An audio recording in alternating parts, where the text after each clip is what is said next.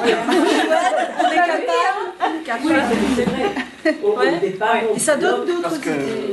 Voilà, on n'est pas artiste, on voit tout de suite ce côté-là, mais voilà, il y a une mention à faire connaître aux gens, et donc c'est pour ça que j'avais directement opté pour les 100%, parce que ça me disait quelque chose. Comme ça, au petit déjeuner, sur leurs mains, sur leur front, ou peu importe. C'est porter la campagne. C'est de là que peut découler un échange d'idées avec des personnes qui viennent pour le petit déjeuner sans plus, mais ça veut dire quoi sur les doigts qu'est-ce que... Voilà. Ok. Cela dit, c'est l'époque des tatouages. Je crois que les gens adorent se faire marquer quelque chose sur la peau. Donc c'est dans l'air. Ça dépend. C'est ludique, c'est dans l'air des idées pour, par exemple, un concours. Hein. Ah oui, oui. Les enfants pourraient... même les adultes. Du plus beau grimage. Oui, ou une nouvelle idée, par exemple. Oui, ou la question... Enfin, disons que ça compléterait le quiz, par exemple. Voilà, s'il faut départager des personnes, des choses comme ça. Tous les endroits, il y a des ateliers grimage pour les enfants, ils vont adorer. Et si les enfants vont là, ça laisse plus de place aussi pour parler aux parents, vous voyez. Et donc après l'enfant, les parents vont expliquer aux enfants, etc. Je pense que toutes les bénévoles devraient avoir un signe qui correspond avec cette campagne. Comme ça, il y a le lien, tiens, toutes les bénévoles ont ça, mais ça veut dire quoi? Donc les gens se posent des questions et ça peut être une approche, oh, si vous voulez, voilà, c'est l'occasion de le faire. Ce serait une manière d'accrocher le regard des Un minimum, participants. parce que sinon on ne peut pas demander aux gens si nous-mêmes on est pas... Ah là, ça ouais. C'est intéressant, donc c'est un moment où on dit, ben oui, on ferait bien, on va faire un stand avec le grimage, mais quid si aucun des bénévoles emporte. D'autres idées pour amener ça concrètement en petit-déj? Moi, je pensais qu'on pouvait faire une projection donc sur écran de ce qu'on a vu du film. Ouais. Et alors avoir quelqu'un à côté qui a le matériel et qui fait ça. Ok. Mais donc, vous pointez, voilà, c'était sous-entendu, mais vous pointez un élément essentiel. Effectivement, c'est pas autoporté. Là, il faut qu'il y ait quelqu'un, que ce soit quelqu'un de l'équipe ou quelqu'un du réseau de l'équipe, qui soit attaché à cette...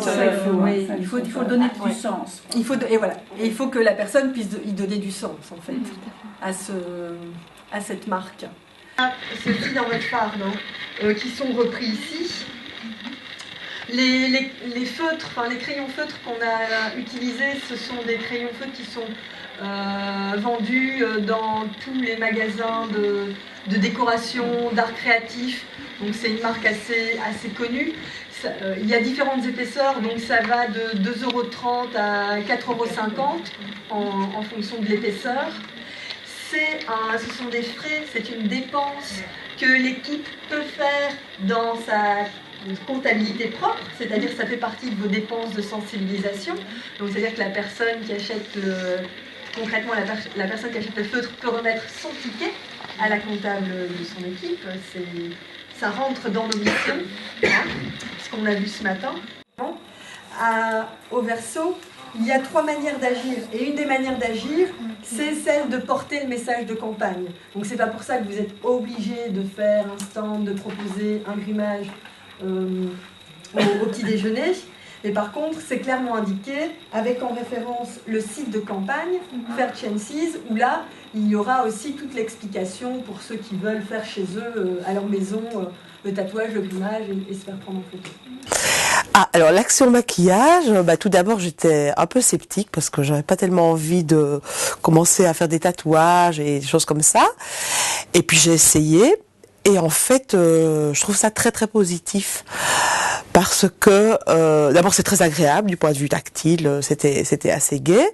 Et puis je me suis rendu compte qu'en ayant le message sur moi, ça allait vraiment interpeller les gens qui allaient me voir et que les gens allaient dire tiens qu'est-ce que ça veut dire ce message que tu as mis sur ton bras. Et donc que ça allait permettre de parler, de porter cette campagne en dehors des murs des habitués d'Oxfam, de ceux qui connaissent vraiment les choses, quoi. Le commerce équitable. C'est difficile techniquement? Non, c'est très très facile, franchement. On peut d'abord commencer par un égal, tout simple, puis on peut un peu se lancer dans quelque chose de plus compliqué, mais vraiment c'est à la portée de n'importe qui. Hein. Tu peux montrer le voilà. Voilà, ouais. Et l'autre? Et celui-ci. Pardon, comme ça. 100%, voilà. Est-ce que tu as l'impression que même pour le petit déjeuner, ça peut s'adapter? Alors, c'est une action qu'on peut mettre en place. Ah oui.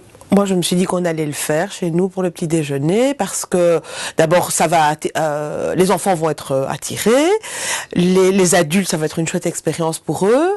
Et puis, bon, on va être dans le coup parce que c'est vrai que le tatouage, les inscriptions, c'est quand même très à la mode maintenant. Donc, peut-être qu'il y a d'autres personnes qui dessinent bien qui vont se mettre à dessiner. Quoi. Ça va pas être uniquement les bénévoles qui vont le faire.